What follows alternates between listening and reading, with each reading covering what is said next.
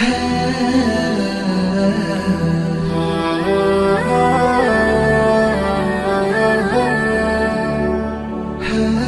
باللہ من الشیطان الرجیم بسم اللہ الرحمن الرحیم وما آتاکم الرسول فخذوه وما نہاکم عنہ فانتہوا صدق اللہ علی العظیم۔ السلام علیکم ورحمۃ اللہ وبرکاتہ۔ ناظرین، میں مسکان خان کو صمیم قلب سے صدہا مبارکباد دیتا ہوں اور شاعر مشرق علامہ اقبال کے نظم کی اس شعر سے ان کو تہنیت پیش کرتا ہوں۔ آپ فرماتے ہیں: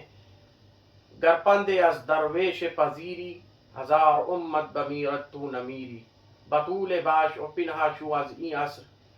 کہ در آگوش شبیری بگیری۔ آپ فرماتے ہیں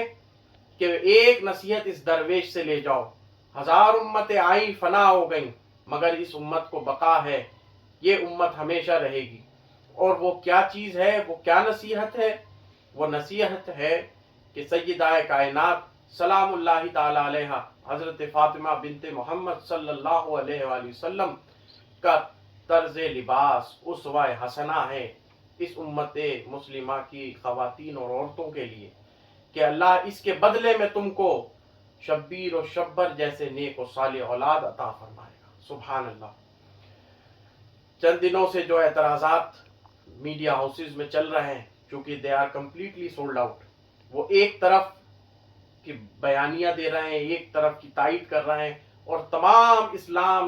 دشمن طاقتیں یکجا ہو گئی ہیں، جبکہ ہماری بھارتی سنسکرتی، ہمارا جو کلچر ثقافت ہے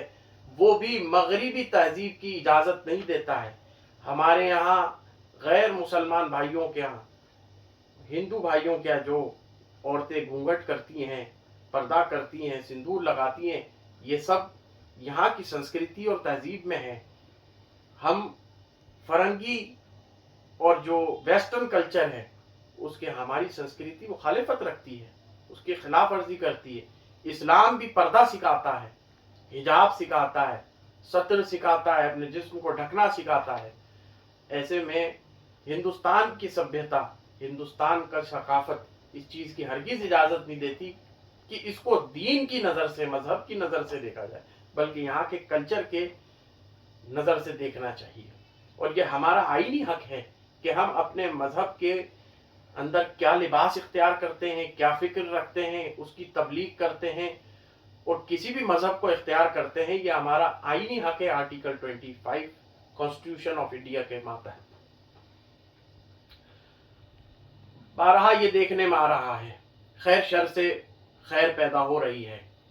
حجاب کے بارے میں امت بیدار ہو رہی ہے۔ امت مسلمہ کی وہ جو نوجوان خواتین یونیورسٹیز اور کالجز میں پڑھ رہی ہیں اور بڑے بڑے آفیسز میں کام کرتی ہیں،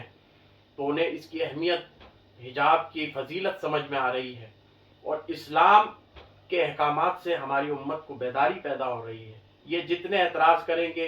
اسلام اتنا پھیلے گا، مسلمان اتنا بیدار ہوگا۔ یہ اللہ تبارک و تعالیٰ کی طرف سے ہم پر انعام ہے، اسے احسان سمجھیں، انعام سمجھیں، اس میں پریشان نہ ہوں۔ بہت دنوں سے یہ بات سامنے آ رہی ہے میڈیا ہاؤسز کی طرف سے کہ اسلام میں جو حجاب ہے وہ اس کا انٹرگل پارٹ نہیں ہے، وہ اس کا فنڈامنٹل نہیں ہے، اس میں فرض نہیں ہے، عورت جیسا چاہے ویسا لباس اختیار کرے۔ اور اس میں چند جو خواتین ہیں جو نام نہاد مسلمان ہیں، تسلیمہ نسرین جیسی عورتیں، اور مردوں میں طارق فتح جیسا، وسیم رضوی جیسے لوگ جو مستشرق ہیں، بظاہر ان کا لباس، ان کی زبان اور یہ ٹوپی اور کرتے سے آپ یہ سمجھیں گے کہ یہ جو ہیں مسلمان ہیں، مگر اندرون خانہ یہ اسلام دشمن ہے۔ تو یہ بھی قرآنی آیتوں کو توڑ کر مروڑ کر تفسیروں کو الٹا سیدھا پیش کر کے ان کو خود کچھ نہیں پتا کہ اس دین اسلام کیا بتاتا ہے، قرآن کس زبان میں نازل ہوا، یہ وہ زبان تک سے واقف نہیں ہے، اور میڈیا انہی کو پروموٹ کرتا ہے، انہی کی باتوں کو آگے لاتا ہے، اور جو سادہ لو شخص ہیں، جو عورتیں ہیں، ان کو بٹھا دیتے ہیں، وہ حجاب کے بارے میں بولتی ہیں، ان کے بارے میں ان سے کچھ بھی سنا نہیں جاتا ہے۔ خیر، تو میں یہاں پر اسلام میں حجاب انٹرگل پارٹ ہے، اس کے اوپر میں کچھ باتیں آپ لوگوں کے سامنے پیش کروں گا۔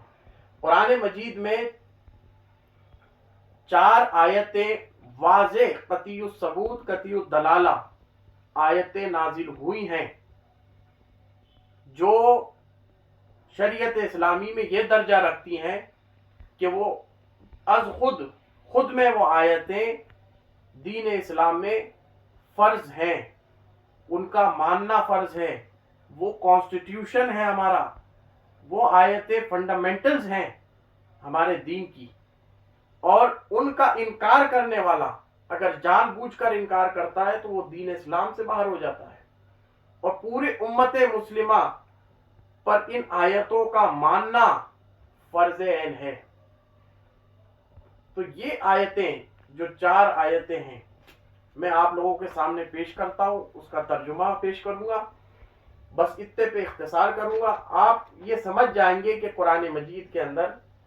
واضح طور پر حجاب پر، ستر پر، پردے پر، نقاب پر آیتیں نازل ہوئی ہیں، اور قرون اولیٰ کے جملہ صحابیات تابعیات کا اس پر عملی اجماع رہا ہے۔ میں آیت پیش کرنے لگا ہوں۔ اعوذ باللہ من الشیطان الرجیم، بسم اللہ الرحمن الرحیم۔ 24واں سورہ ہے، سورہ نور، اور 31ویں آیت ہے۔ اللہ تبارک و تعالی ارشاد فرماتا ہے، قل للمؤمنین یغضوا من ابصارہم ویحفظوا فروجہم ذالک ازکی لہم ان اللہ خبیر بما یصنعون وقل للمؤمنات یغضضن من ابصارہن ویحفظن فروجہن ولا یبدین زینتہن الا ما ظہر منہا ولیضربن بخمورہن علی جیوبہن الاخ۔ آگے تک یہ آیت مبارک ہے۔ اس میں اللہ تبارک و تعالی ارشاد فرماتا ہے، سب سے پہلے تو یہ جان لینا چاہیے کہ حجاب کی شرعی اصطلاح، شرعی جو اس کی ڈیفینیشن ہے وہ یہ ہے کہ عورت اپنے بدن کو اور اپنی زینت کو ایسے کپڑے سے چھپائے، ایسی چیز سے چھپائے جو اجنبی مرد، اجنبی لوگوں کی نظر سے محفوظ رہ سکے، جو اجنبی لوگوں کی نظر پڑنے سے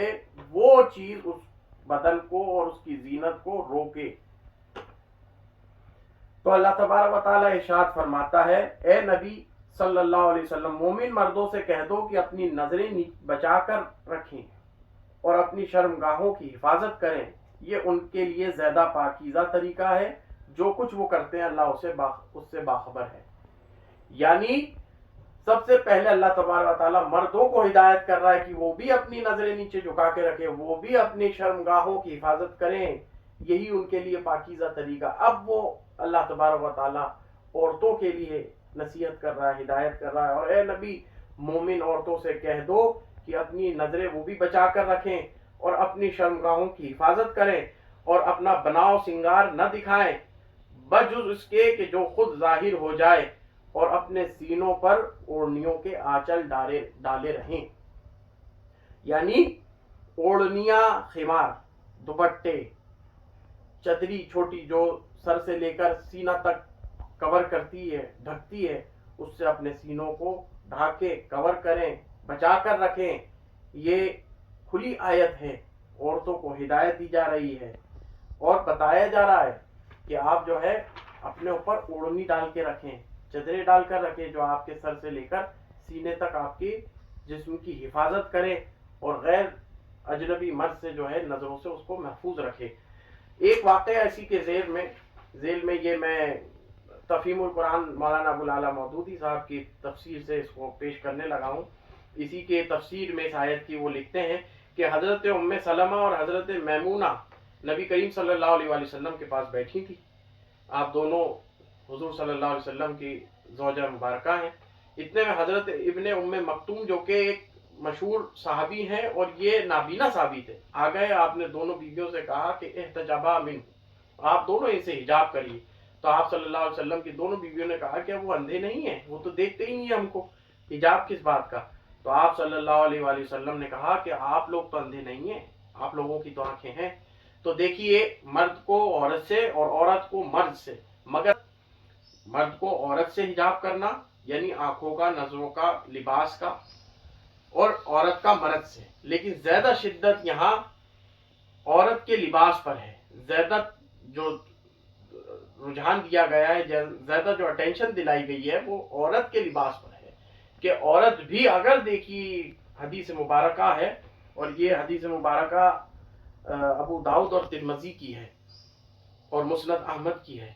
تو اس میں صحابی رسول خود اندھے ہیں، وہ دیکھ نہیں سکتے، لیکن اس کے بعد بھی حضور علیہ صلی اللہ علیہ وآلہ وسلم نے حجاب کرنے کا آپ کی دونوں بیویوں کو حکم فرمایا۔ کتنا واضح اور کتنا صاف اور شفاف، حدیث مبارکہ سے بھی ثابت ہے، قرآن مجید سے بھی ثابت ہے، اس کی تفسیر واضح بیان کر رہی ہے کہ ایک صحابی جو اندھے تھے ان سے حجاب کرنے کا حکم دیا۔ اب دوسری آیت مبارکہ، یہ آیت ہے سورہ احزاب کی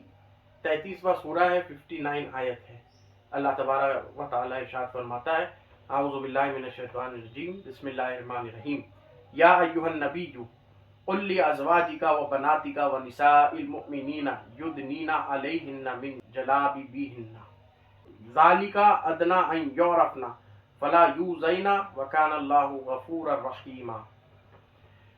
اللہ تبارک و تعالیٰ ارشاد فرماتا ہے، اے نبی اپنی بیویوں اور بیٹیوں اور اہل ایمان کی عورتوں سے کہہ دو کہ اپنے اوپر چادروں کے پلو لٹکا لیا کریں، یہ زیادہ مناسب طریقہ ہے کہ وہ پہچان لی جائیں اور نہ ستائی جائیں، اللہ تعالیٰ غفور ہے اور رحیم ہے۔ اس کی تفسیر میں صاحب تفسیر لکھتے ہیں کہ جلباب سے مراد، جلباب اگر اللہ کے صلے کے ساتھ آتا ہے، یہ یہاں پر ہے یدنینا علیہن من جلابیبہن، اگر اللہ کے صلے کے ساتھ جلباب آیا ہے، جلباب سے مراد لحاف، بڑی چدری، اوڑھنی، پورا جو برقع جس کو آج کے زمانے میں برقع کہتے ہیں، پورا چادر یا جو ہے جلباب جو ہے پورا برقع کہلاتا ہے، تو اگر اللہ کے صلے کے ساتھ آئے تو اس سے مراد پورا ڈھکنا، لپیٹنا ہے سر سے پیر تک، اور اگر الہ کے صلہ کے ساتھ آئے تو خالی لپیٹنا۔ تو یہاں مراد، یہاں اللہ تعالیٰ نے اللہ آگے صلہ رکھا یدنینا کے بعد، تو اس سے مراد کہ پورا جو جلباب ہے وہ سر سے لے کر پیر تک رکھا جائے، لٹکایا جائے اور اس سے اپنے جسم کو پوشیدہ کیا جائے۔ یہی عہد رسالت کے اندر ہوتا رہا صلی اللہ علیہ وسلم، اور تمام تفاسیر اس آیت کی تفسیر میں متفق ہیں کہ یہاں پر جلباب سے مراد برقع ہے۔ اسی کے ذیل میں ایک روایت نقل کرتے ہیں مودودی صاحب کہ حضرت عبیدہ سلمانی نے سے اس آیت کا مطلب پوچھا گیا۔ یہ نبی کریم صلی اللہ علیہ وسلم کے مشہور صحابہ میں سے ہیں، اور ان کا فقہ اور قضاء میں اتنا بڑا مرتبہ تھا جیسے کہ قاضی شریح کا۔ ان سے پوچھا گیا کہ اس آیت کو پریکٹیکلی وہ سمجھائیں لوگوں کو کہ اس آیت کا مطلب کیا ہے،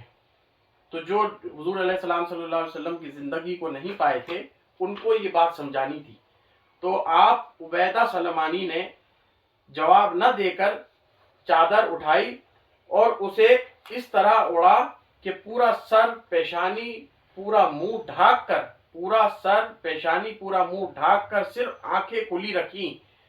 اور پورا پردہ جسم کا کیا۔ ابن عباس بھی قریب قریب یہی تفسیر کرتے ہیں،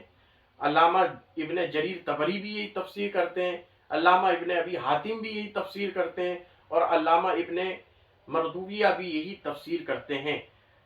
علامہ زمخشری معتزلی بھی یہی تفسیر کرتے ہیں، اور علامہ نظام الدین نیشاپوری کی بھی یہی تفسیر ہے، جس میں یہ بیان کیا گیا ہے کہ جلباب کے مراد پورا سطر ہے، سر سے لے کر جسم کو پورا ڈھانکنا ہے۔ آگے ایک آیت، تیسری آیت ہے سورہ نور کی، یہ 60ویں آیت ہے، سورہ نور 24واں سورہ ہے۔ اللہ تبارک و تعالی ارشاد فرماتا ہے، اعوذ باللہ من الشیطان الرجیم، بسم اللہ الرحمن الرحیم، والقواعد من النساء اللاتی لا یرجون نکاحا فلیس علیہن جناح ان یضعن ثیابہن غیر متربجات بزینہ وان یستعففن خیر لہن واللہ سمیع علیم۔ اللہ تبارک و تعالی ارشاد فرماتا ہے، اس کا ترجمہ یہ ہے، اور جو عورتیں جوانی سے گزر بیٹھی ہوں، نکاح کی امیدوار نہ ہوں، اور اگر اپنی چادریں اتار کر رکھ دیں تو ان پر کوئی گناہ نہیں، بشرطیہ یہ زینت کی نمائش کرنے والی نہ ہوں، تاہم وہ بھی حیاداری ہی برتیں تو ان کے حق میں اچھا ہوگا، اور اللہ سب کچھ جانتا ہے سنتا ہے۔ تو یہاں پر وہ عورتیں جو جنسی صنف سے جو ہیں جو معذور ہو چکی ہیں، جن کے اندر سجنے سنورنے کی یا زینت اختیار کرنے کی، تصنع اختیار کرنے کی جو ہے وہ عمر گزر چکی ہے، اب اولاد پیدا کرنے پر بھی قادر نہیں، عمر رسیدہ عورت ہو چکی ہے، اللہ تبارک و تعالیٰ صاف صاف اس سے بھی یہ ارشاد فرما رہا ہے کہ وہ اپنی چادر ہی اتار کے رکھ سکتی ہیں، مگر وہ بھی کوشش کریں کہ حیاداری رکھیں اور نمائش نہ کریں اپنی زینت کو۔ زینت سے مراد یہاں یہ جاننا ضروری ہے، زینت سے مراد یہاں جویلری یا جو ہے زیورات نہیں ہے، زینت سے مراد عورت کو اللہ تعالیٰ نے جو زینت عطا کی ہے وہ اس کا حسن، اس کا جسم، اس کو زینت کہا ہے اللہ تبارک و تعالیٰ نے۔ زینت سے مراد یہاں کوئی یہ نہ سمجھ لے کہ یہ زیور ہے، زینت سے مراد اللہ تبارک و تعالیٰ یہ کہہ رہا ہے کہ اپنے جسم کو پوشیدہ رکھے، اور بوڑھی عورت جو کہ اب اس قابل بھی نہیں ہے کہ کوئی اس کو دیکھ کر اس کے اندر کوئی جنسی خیالات پیدا ہوں، اس عورت سے بھی اس کو بھی حکم دیا گیا ہے کہ وہ حیاداری اختیار کریں، وہ ان کے لیے بہتر۔ اگر وہ پھر بھی پردہ اتار دیتی ہیں تو ایسی کوئی بات نہیں، کیونکہ اس سے مرد ان کی طرف راغب نہیں ہوگا۔ چوتھی آیت سورہ احزاب کی، یہ سورہ احزاب 33واں سورہ ہے اور 53 آیت ہے۔ اللہ تبارک و تعالی ارشاد فرماتا ہے وَإِذَا سَأَلْتُمُوهُنَّ مَتَاعًا فَاسْأَلُوهُنَّ مِنْ وَرَاءِ حِجَابٍ ذَلِكُمْ أَطْهَرُ لِقُلُوبِكُمْ وَقُلُوبِهِنَّ۔ اللہ تبارک و تعالی ارشاد فرماتا ہے، یہ بڑی جلیل القدر آیت ہے کہ نبی پاک صلی اللہ علیہ وآلہ وسلم اپنی بیویوں سے، نبی پاک صلی اللہ علیہ وسلم کی بیویوں کے لیے حکم ہے اور تمام مومن عورتوں کے لیے کہ نبی پاک صلی اللہ علیہ وسلم کی بیویوں سے اگر تمہیں کچھ مانگنا ہو، اے امتیوں، یہ صحابہ اور حضور علیہ السلام کے زمانے کی بات ہے، تو پردے کے پیچھے سے مانگا کرو، یہ تمہارے اور ان کے دلوں کی پاکیزگی کے لیے یہ مناسب طریقہ ہے۔ یعنی امتیوں کو یہ ہدایت دی جا رہی ہے، صحابہ کو یہ ہدایت دی جا رہی ہے کہ جب ازواج مطہرات سے وہ کچھ طلب کریں، کچھ سوال کریں، رسول اللہ صلی اللہ علیہ وسلم سے انہیں ملنا ہو اور ان ازواج مطہرات سے جب وہ سوال کریں تو وہ پردے کے پیچھے سے ان سے بات کیا کریں، یہ ان کے دلوں کی پاکیزگی کے لیے اور امت کے دلوں کی پاکیزگی کے لیے بہتر ہے۔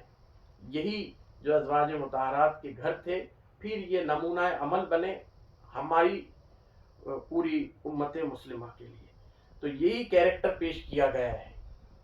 قرآن کی یہ آیتیں منصوص ہیں، متفق ہیں، اور یہاں تک کہ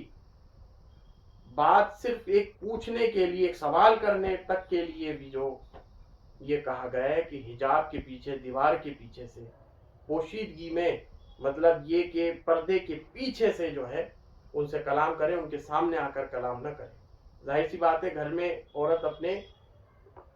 لباس میں جو اپنے نارمل جو لباس پہنتی ہیں اس میں رہتی ہیں، تو ایسا نہ ہو کہ کسی مرد کی نظر پڑ جائے، تو ان کو بھی یہ کہا کہ پردے کے پیچھے سے بات کریں۔ تو یہ تمام آیتیں اس پر دلالت کرتی ہیں، اور بے شمار احادیث، چونکہ یہ موضوع اس پر طویل ہو جائے گا، فقط اتنا بتانا ضروری ہے کہ آیت قرآن مجید کی یہ جو 4 آیتیں میں نے پیش کری ہیں، یہ قرآن میں حکم حجاب کو منسوخ کرتی ہیں، فرض کرتی ہیں۔ ہر بالغ مسلمان عورت پر حجاب فرض ہے، یہ قرآن کی نص سے ثابت ہے۔ کوئی یہ کہہ کر گمراہ نہ کرے کہ یہ اسلام کا انٹرگل پارٹ نہیں ہے، اسلام کا یہ فنڈامنٹل نہیں ہے، بالکل اسلام کا فنڈامنٹل ہے۔ اور پورے شرق تا غرب آپ یہ دیکھیں گے کہ مسلم خواتین جو ہیں پردہ کرتی ہیں، حجاب کرتی ہیں، اور ہمیں یہ کہہ کے کہ یہ عورت مسلمان ہے، یہ حجاب نہیں کرتی، یہ ملک بھی تو مسلمان ہے، یہ بھی تو حجاب نہیں کرتے، اور انہوں نے حجاب پر بین لگا دیا، ہم کو کوئی اس طرح سے گمراہ کرنے کی کوشش نہ کرے، کیونکہ امت مسلمہ کے لیے نمونہ عمل وما اتاکم الرسول فخذوہ وما نہاکم عنہ فانتہوا ہے۔ اللہ کے رسول صلی اللہ علیہ وآلہ وسلم کا کردار، اور آپ کی اہل بیت کا کردار، اور آپ کی ازواج کا کردار، اور آپ کے صحابہ کا کردار، یہ نمونہ عمل ہے، نہ کہ یہ ملک اور وہ ملک اور یہ عورت اور وہ مرد، اس کا ہمارے کو کوئی ایگزامپل سیٹ کر کے نہ دے۔ جو اللہ کے رسول صلی اللہ علیہ وسلم نے ہم کو عطا کر دیا ہے اس پر ہمیں عمل کرنا، اور جس چیز سے روک دیا ہے اس چیز سے رک جانا ہے۔ تو اسلام کا انٹرگل پارٹ حجاب ہے، اور یہ ہمارا فنڈامنٹل ہے، یہ ہمارا آئینی حق بھی ہے۔ وما علینا الا البلاغ، الحمد للہ رب العالمین۔ والسلام علیکم ورحمۃ اللہ۔